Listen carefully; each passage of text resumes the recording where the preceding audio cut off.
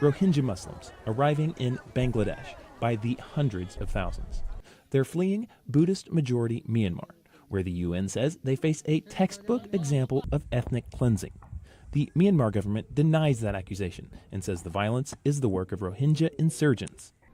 It's the latest sign that Myanmar's transition from military junta to democracy may be off track, prompting soul-searching in Washington. The Burma government needs to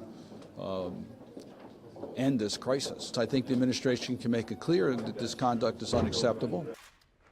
Much criticism has centered on Aung San Suu Kyi, Myanmar's de facto leader.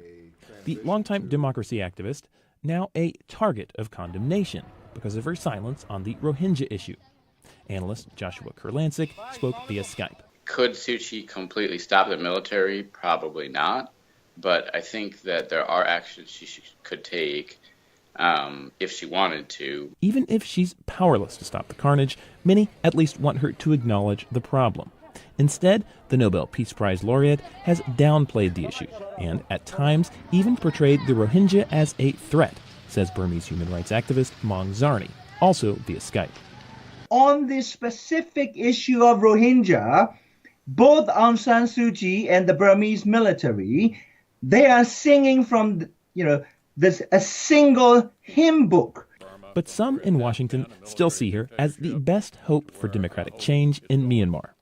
And my personal view is America kind of singling her out and lecturing her when she's in a very challenging position is not helpful. But patience is running out.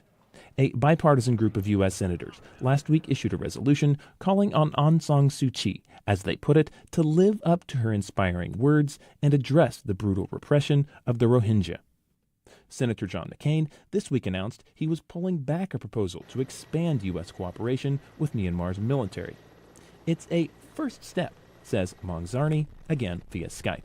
Before we can do anything, the United States should lead the effort to get the UN to call the crime that the Burmese state is committing by its name. It is genocide, no less. An issue that's not going away anytime soon. Bill Gallo, VOA News, Washington.